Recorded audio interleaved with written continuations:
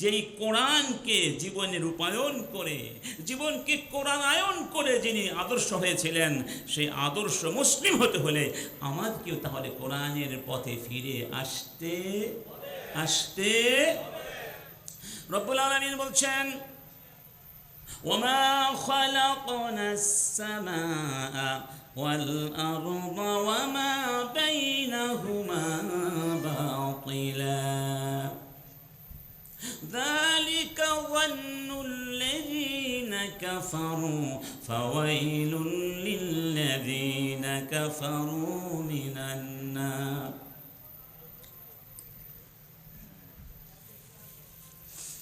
ওই আকাশ, এই জমিন আমি বেহুদা সৃষ্টি করি নাই। কি বলছেন?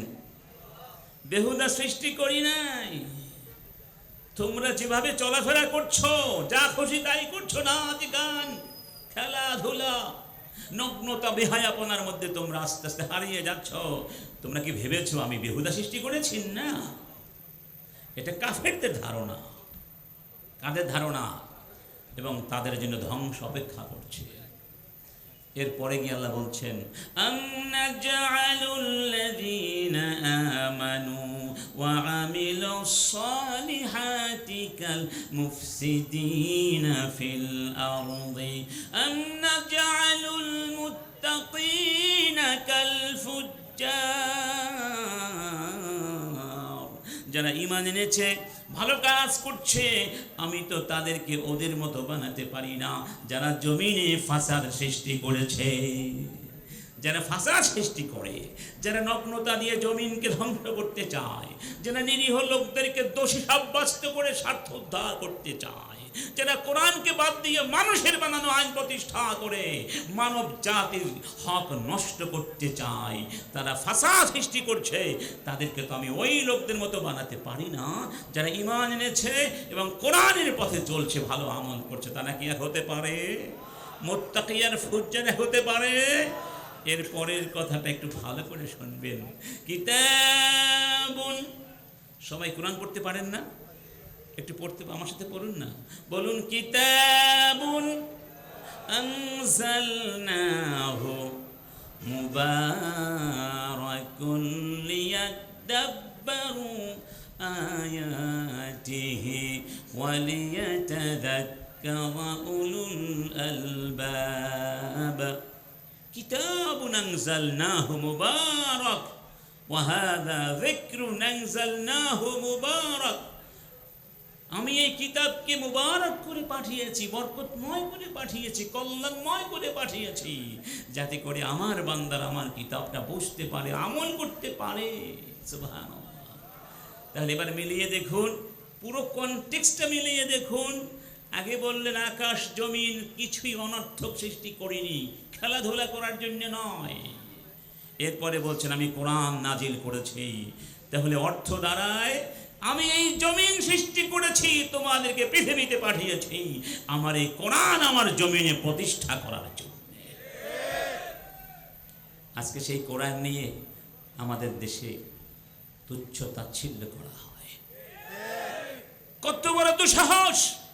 90% মুসলমানের দেশে প্রকাশ্যে কোরআনকে পা দিয়ে লাথি মারে। এই দুঃসাহস তারা কোথায় পেয়েছে?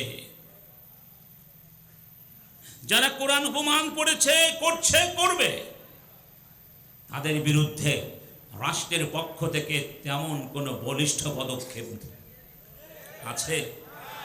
কেউ থেকে থাকবে? কোনো আইন তো নাই। 1 দিন 2 দিন 5 দিন জেল, তারপরে জরিমানা, তারপরে অথবা কি জামিন হয়ে চলে যায়। এই বিদ্যমান আইন দিয়ে ধর্ম অবমাননার কোনো বলিষ্ঠ ব্যবস্থা নাই। এই জন্য আজকের এই নতুন বাংলাদেশে এদেশের কোটি কোটি মুসলমানদের পিণ্ড থেকে আমরা দাবি করছি কোরআন অবমাননার শাস্তি মৃত্যুদণ্ড প্রণয়ন করতে হবে। মুসলিম অমুসলিম কাউকে কোরআন নিয়ে ছিনিমিনি খেলার সুযোগ দেওয়া হবে না। এটা কার কথা? কার কথা? যার জমিনে আপনি আমি বসবাস করছি, তার কোরআন নিয়ে ছিনিমিনি খেলার সাহস কাউকে দেওয়া যাবে। আমরা আবারও বলছি, আবারও রিপিট করছি সরকারকে, এই সরকার তো বেশি দিন থাকবে না, ঠিক না? আপনাদের চলে যেতেই হবে। যাওয়ার আগে একটা ভালো কাজ করে যান, অন্তত এই কাজটি করে যান। যারা কোরআনকে অবমাননা করেছে তাদেরকে সর্বোচ্চ শাস্তি মৃত্যুদণ্ডে নিশ্চিত করুন। আর একটা ভালো কাজ করে যান। আপনারা প্রাইমারিতে গানের শিক্ষক নিয়োগ দিতে চাচ্ছেন, প্রাইমারিতে গানের শিক্ষক নিয়োগ দেওয়ার চেয়ে কোরআনের শিক্ষক নিয়োগ দেওয়া বেশি জরুরি। গান কি জীবনের জন্য অনিবার্য কোনো বিষয়? গান যদি ইসলামী সঙ্গীত হয় সেগুলো হালাল, কিন্তু সেখানে তো শেখাবে লালন গীতি, ঠিক না? শেখাবে প্রেম প্রীতি, লালন গীতি, রবীন্দ্র গীতি। এগুলো শিখিয়ে আমাদের বাচ্চারা কিছু পাবে? কি বলেন, পাবে? লালনের গান যারা গিয়েছে তাদের মধ্যে অন্যতম হচ্ছেন ফরিদা পারভিন, না? মারা গেছে। তার স্বামী ছিলেন অধ্যাপক আবু জাফর, অধ্যাপক আবু জাফর। চুনুটি এক মাহফিলে তার সাথে আমার পরিচয় হয়েছিল অনেক বছর আগে, এবং তিনি তার গোটা জীবন কাহিনী আমাকে সেদিন বলেছিলেন, এবং তিনি তার বইতেও লিখেছেন অনেক কথা। ইসলাম ও আত্মঘাতী মুসলমান, সেটা পড়লে বুঝবেন লালন কি জিনিস ছিল। তিনি বলেছেন 16 চিকিৎসকগণ যেভাবে মানব দেহ ব্যবচ্ছেদ করে, প্রত্যেকটা অঙ্গ কেটে ব্যবচ্ছেদ করে, অ্যানাটমি করে, আমি লালনের সমস্ত গান, কবিতা, গীতি ব্যবচ্ছেদ করে দুটো জিনিস পেয়েছি। একটি হলো নগ্নতা, বেহায়াপনা, আরেকটি হলো প্রচ্ছন্ন শিরিক। কিন্তু মানুষ তাকে মনে করে মরমী কবি, ওলি আল্লাহ মনে করে। তিনি প্রমাণ করেছেন লালন ছিল হিন্দু, এবং তার সমস্ত গানের মধ্যে হয় শিরিক আছে, অথবা ভয়ানক পর্যায়ের নগ্নতা, বেহায়াপনা, নোংরামি চিন্তাধারা বহিঃপ্রকাশ করেছে।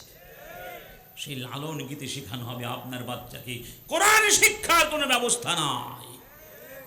বাংলাদেশ স্বাধীন হলো 54 বছর ধরে, একজন শাসক বাংলাদেশে আসলো না যে প্রাইমারিতে কোরআন শিক্ষার একটা ব্যবস্থা করে দিয়ে যাবে। ইন্না লিল্লাহি। আপনারাই বলুন, প্রথম কি কোরআন শেখা উচিত না গান শেখা উচিত? যদি গান শিখতেই হয়, প্রথম কোরআন শেখা উচিত না অঙ্ক শেখা উচিত? সবার আগে কি হবে? সবার আগে কি? রব্বুল আলামিন বলছেন, وقال الرسول يا ربي إن قومي اتخذوا هذا القرآن مهجورا। কিয়ামতের কঠিন ময়দানে রব্বুল আলামিনের দরবারে মুহাম্মাদুর রাসূলুল্লাহ সাল্লাল্লাহু আলাইহি ওয়াসাল্লাম আমাদের বিরুদ্ধে নালিশ করবেন, হে রব, আমার উম্মত, আমার কওম তোমার কোরআন ছেড়ে দিয়েছিল। আমরা যখন ওয়াজ করতে বসি, ভাষণ দিতে বসি, সবাই কিন্তু স্বীকার করি কোরআন ছাড়া মুক্তির কোনো পথ, ঠিক না? ঠিক কিনা? কিন্তু যখন আমরা এই কথার বাস্তবায়ন চাই, যেহেতু কোরআন ছাড়া মুক্তি নাই, তাহলে আমাদের বিচার ব্যবস্থা হবে কোরআন দিয়ে, কোরআনের আইন দিয়ে বিচার হতে হবে। তখন একটু আগে যারা বলেছিল কোরআন ছাড়া মুক্তি নাই, দেখবেন হয়তো তারাই আপনার সামনে এসে দাঁড়িয়ে বলবে, বেটা তুই একটা জঙ্গি। কেমন মুসলমান আমরা, কেমন মুসলমান! অথচ আল্লাহ নিজে বলেছেন, ইন্না আনজালনা ইলাইকাল কুরআন লিতাহকুমা বাইনান নাস বিমা আরাকাল্লাহ।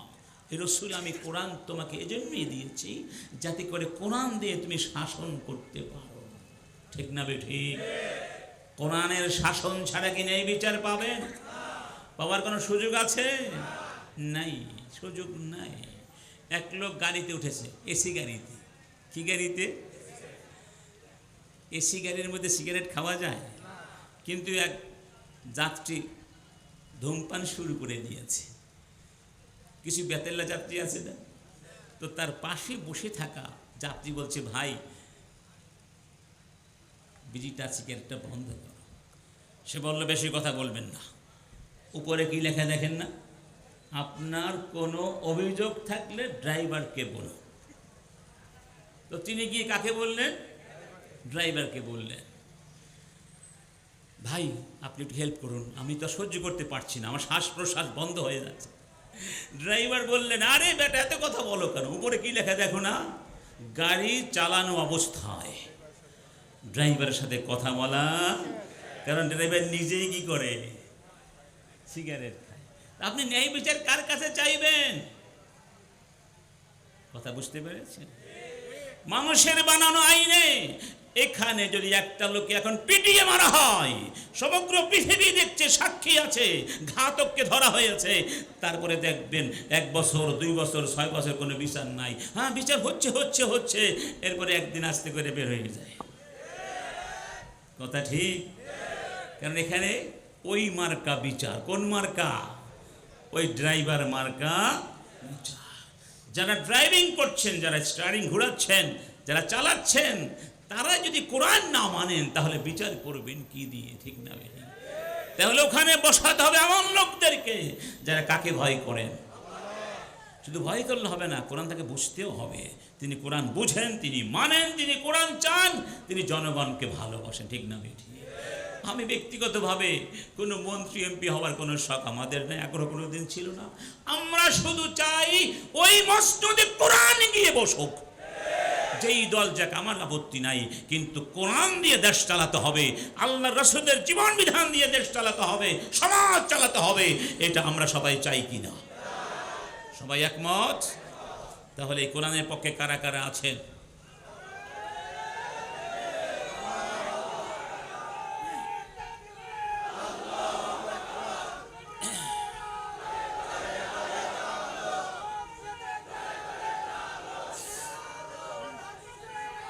আমার বন্ধুগণ, আদর্শ মুসলমানের আরেকটা বড় পরিচয় আল্লাহ নিজে বলেছেন এভাবে, ওয়ামান আহসানু মিনাল্লাহি কাওলান মিম্মান দাআ ইলাল্লাহি ওয়া আমিলা সালিহান ওয়া ক্বালা ইন্নানি মিনাল মুসলিমিন।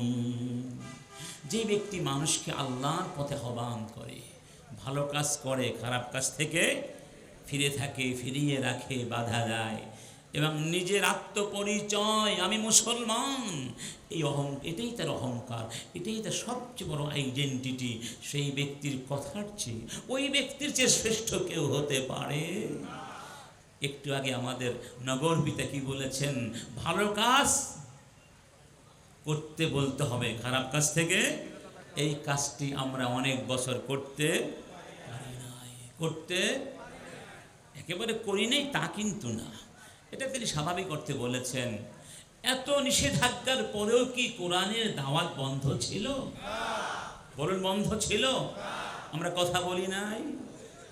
আমাকে প্রায় বলতেন ডক্টর মমতাজ আল কাদেরী স্যার, এখনো বেঁচে আছেন তিনি, চট্টগ্রাম বিশ্ববিদ্যালয়ের শিক্ষক মমতাজ আল কাদেরী স্যার, তখন তিনি চিটাগাং কলেজে শিক্ষক ছিলেন, যে ভাই আপনাকে যে এখনো ধরে না, এ তো আপনার বড় কারামত, বুঝি না কিছু।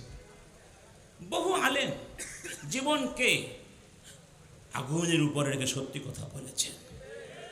মনে রাখবেন, যত জুলুম আসুক, 100 জন আলেম না হলেও 10 জন তো কথা বলবেন, 20 জন তো কথা বলবেন, কথা বলেছেন, বলতে থাকবেন, কিয়ামত পর্যন্ত চলতে থাকবে।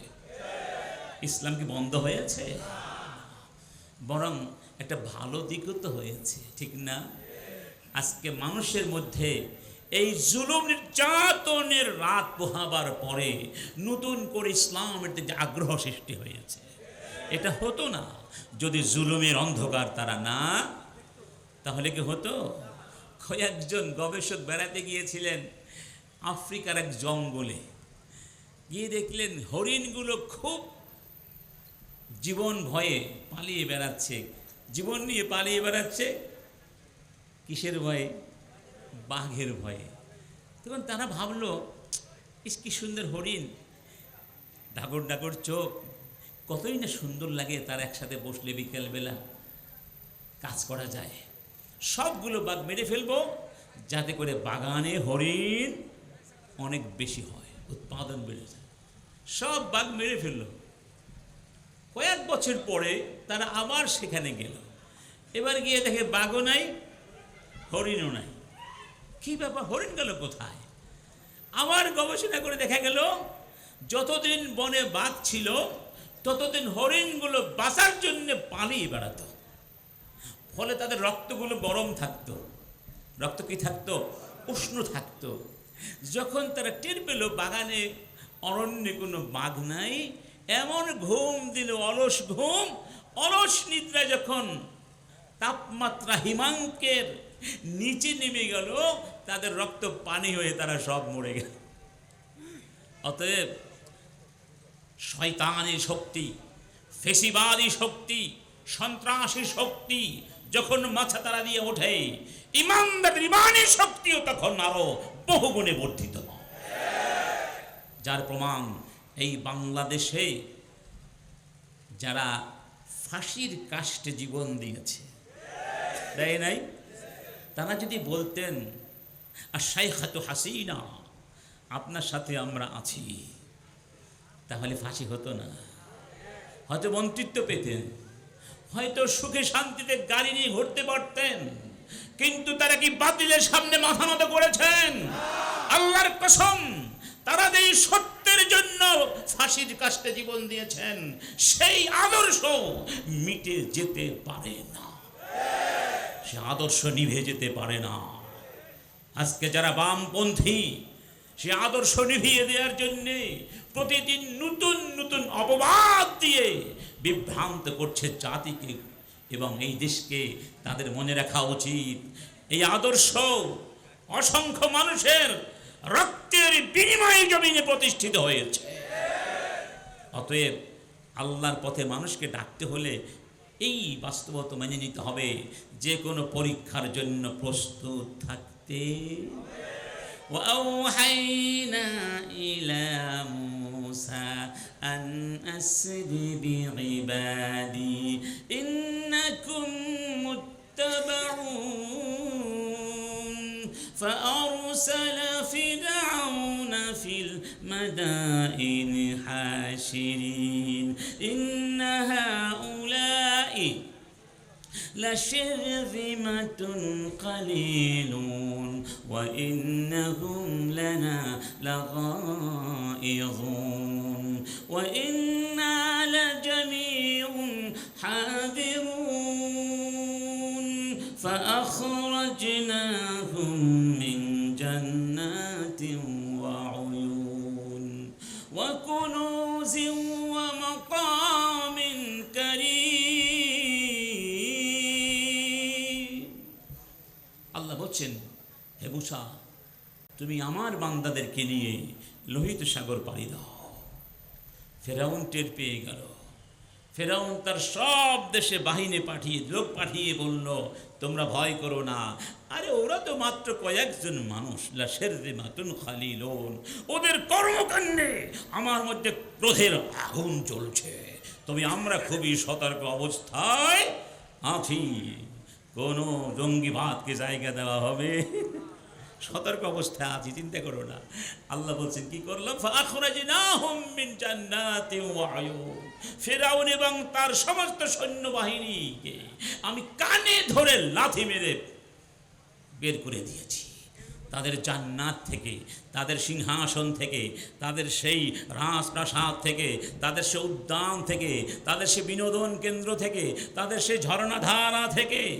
আল্লাহ অন্য আয়াতে বলছেন, فكأي من قرية أهلكناها وهي ظالمة فهي خاوية على عروشها وبئر معطلة وقصر مشيد। চেয়ে দেখো তাদের সিংহাসন মুখ থুবড়ে পড়ে আছে, তাদের বিশাল বিশাল প্রাসাদ ভেঙে খান খান হয়ে গেছে, তাদের সেই ঝর্ণাধারায় পানি নাই, পানি নাই, কিচ্ছু নাই।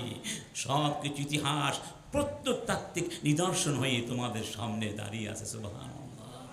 এরপরে বলছেন, কাযালিকা ওয়া আওরাসনাহা বানি ইসরাঈল, ফেরাউনকে বের করে দিলাম, ওয়া কুনুজ, তাদের যে খনি ছিল, সম্পদের খনি, সেখান থেকে বের করে দিলাম, ওয়া মাকামিন কারীম, এবং তাদের যে পদবী ছিল।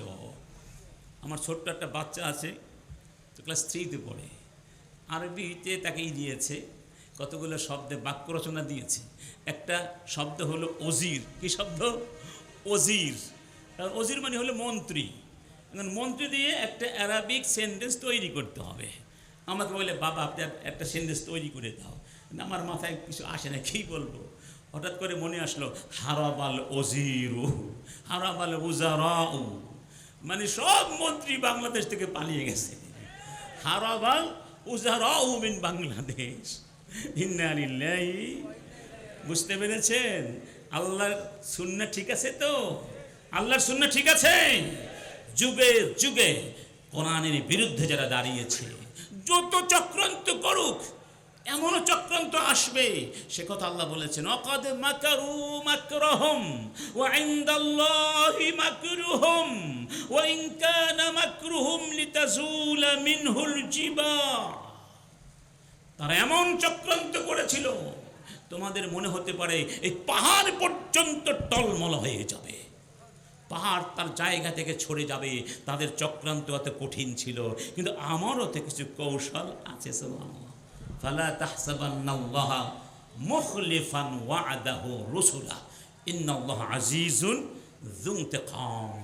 আমি যা ওয়াদা করি তার ব্যত্যয় হয়, ব্যত্যয় হয়। অতএব ইমানের পরীক্ষা দিতে কারা কারা প্রস্তুত আছেন? আপনি আমি বেশি ভালো?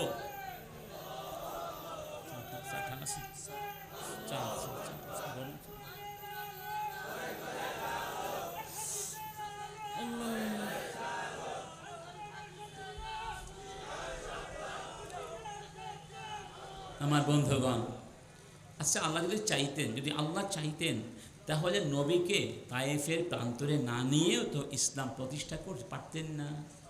আল্লাহ চাইলে তো উহুদের প্রান্তরে নবীকে নিয়ে রক্তাক্ত না করে তো ইসলাম প্রতিষ্ঠা করে দিতে।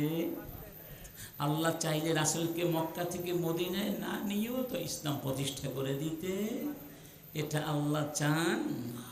আল্লাহ চান তার বান্দাদেরকে একটু পরীক্ষা করবে। কি করবেন?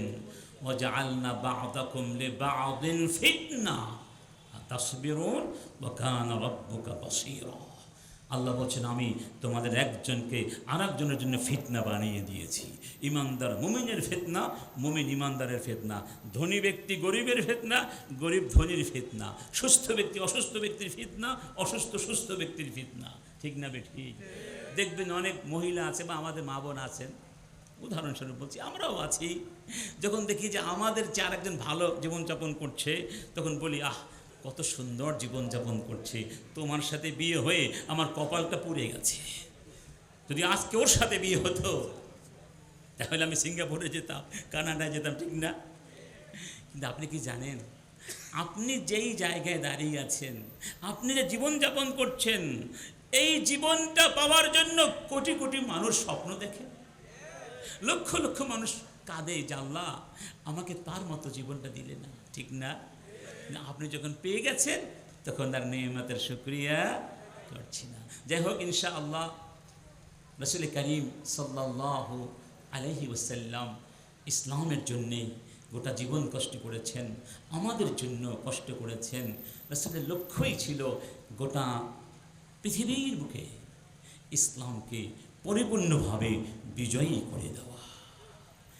আপনি মসজিদে বসে নামাজ পড়ছেন, জিকির করছেন, খুব সুন্দর কথা, কিন্তু আপনার কোনো অবদান নেই, আপনার কথার কোনো দাম নেই, আপনার কোনো নেতৃত্ব নেই, আপনার কোনো অংশ নেই রাষ্ট্রে, বিচার ব্যবস্থায়, শিক্ষা ব্যবস্থায়, মিডিয়ায়। মিডিয়া চলছে নাস্তিকদের কথায়, রাষ্ট্র চলছে ধর্মনিরপেক্ষবাদীদের কথায়, সাহিত্য চলছে অশ্লীলবাদীদের কথায়, ঠিক না বেঠিক? আর ব্যবসা বাণিজ্য চলছে ধোঁকাবাজিদের কথায়। আছেন এরকম কিছু কিছু? আপনি কি করছেন নামাজ পড়ে? অতএব ওই কথাই, শেষ কথাটি আমি আজকে যে আয়াত দিয়ে শেষ করব, আল্লাহ পাকের জন্য আমাদেরকে বলছেন, ইয়া আইয়ুহাল্লাযীনা আমানু দুখুলু ফিস-সিলমি কাফা। আপনি যখন নামাজে দাঁড়িয়ে বলেন ইয়্যাকা না'বুদু ওয়া ইয়্যাকা, কি বলেন? আল্লাহ তুমি ছাড়া কারো দাসত্ব, তুমি ছাড়া কারো কাছে ইস্তেআনা সাহায্য প্রার্থনা করি এটা কি শুধু নামাজের ভিতরেই হওয়া উচিত নাকি নামাজের বাহিরে হওয়া উচিত? তার মানে 5 ওয়াক্ত নামাজের মধ্যে আল্লাহর সঙ্গে আপনি আমি ওয়াদা নবায়ন করছি, আল্লাহ জীবনের কোনো ক্ষেত্রে তোমার বিরুদ্ধে যাব না, তোমার দাসত্বের বিরুদ্ধে যাব, কথা দিলাম তোমাকে। কিন্তু এমন নামাজি আমরা, নামাজের মধ্যে আল্লাহকে কথা দিয়ে নামাজ থেকে বের হই ঘুষ খাওয়া শুরু করি, নামাজ থেকে বের হই ভেজাল ব্যবসা শুরু করি, নামাজ থেকে বের হয়েই অমুক তমুকের আদর্শ শুরু করে দেই, যার সাথে রাসূলের কোনো সম্পর্ক নেই, কোরআনের কোনো সম্পর্ক, ঠিক না ঠিক? অতএব কারা কারা চান ওই বিচার ব্যবস্থায় কোরআনের আইন প্রতিষ্ঠিত হোক? সত্যি করে বলবেন কারা কারা চান? এটা প্রত্যেক মুসলমানের চাওয়া, ফরজ ইবাদত, ঠিক না ঠিক? ফরজ ইবাদত।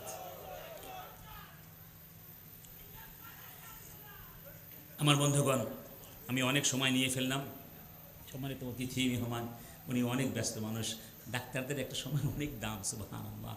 তিনি এসে বসে আছেন, আমাদের প্রধান আলোচক এসে বসে আছেন। তো আল্লাহ পাক আমরা যতটুকু বললাম, আল্লাহ পাক বলার তৌফিক দান করেছেন যেন আমল করতে পারি।